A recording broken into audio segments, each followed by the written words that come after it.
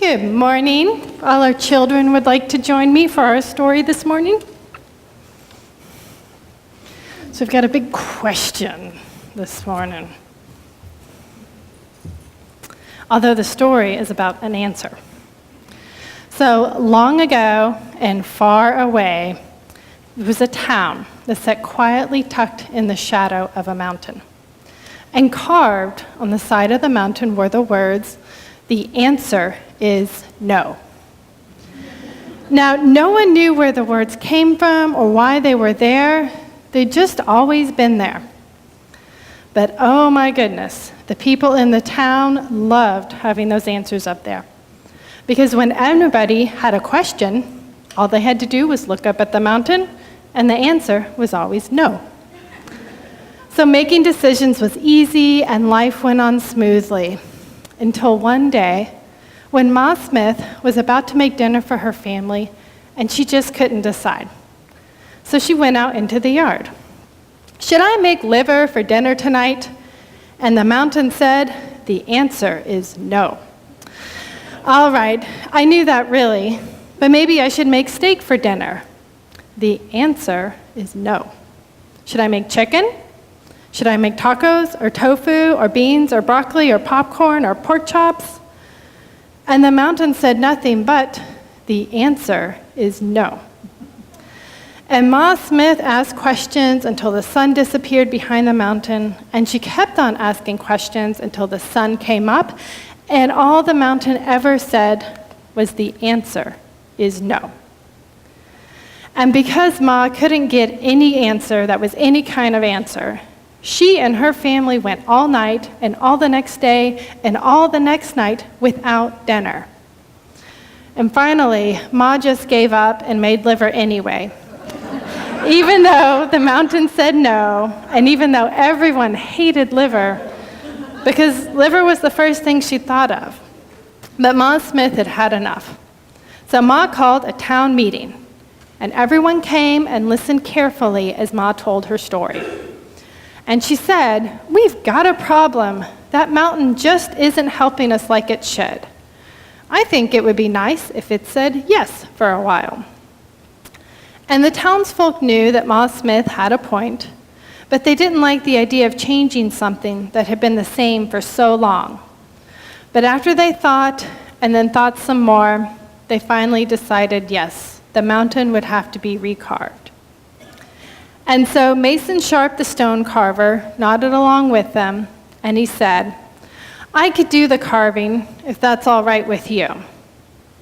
And so it was, and Mason spent the next 2 weeks chiseling and chipping and carving away at the side of the mountain.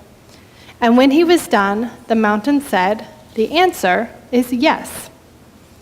And so Ma Smith, eager to ask the first question, stepped right up to the foot of the mountain and asked, "Should I make liver for dinner tonight?" And the mountain said, "The answer is yes." And Ma Smith was shocked.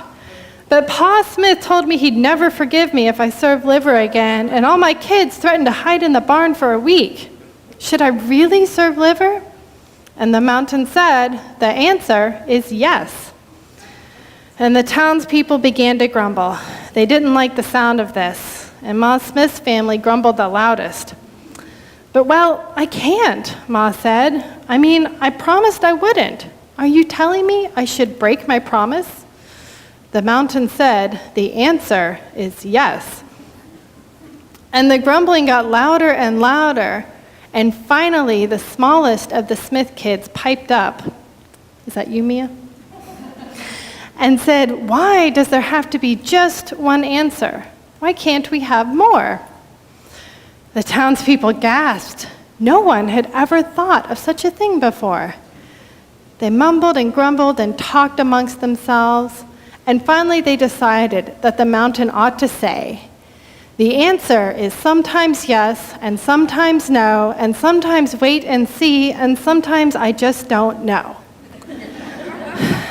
Now Mason, the stone carver, who had been listening to all this talk, cleared his throat and said, "I think I can do it, but it's going to take a lot of time, and I can't work all day long like I did last time. How about if I work on it when I can, and we'll hang up a sign that lets people know the answer is coming? And so it was. And the funny thing was that for a while, Mason worked on the mountain every day, and for a little while, everyone in town waited eagerly to see the new answer. But soon, the stonemason got tired of climbing the mountain every day, and everyone else got tired of waiting. And they all started asking each other questions and helping everyone else find answers that seemed to fit. And the townspeople realized that different questions usually had different answers, and that sometimes the same question had more than one answer, and that there were many more answers than they had imagined. And all of that was fine with them. And so after a while, they thought that maybe the answer the mountain was giving them right then was better and more sensible than any other answer it had given. And so they left it as it was. And the mountain said, "The answer is under construction."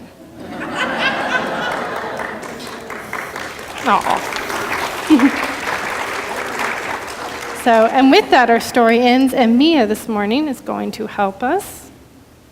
So from generation to generation, we light this flame of religious freedom, and now we will follow Mia out as we sing "Go Now in Peace."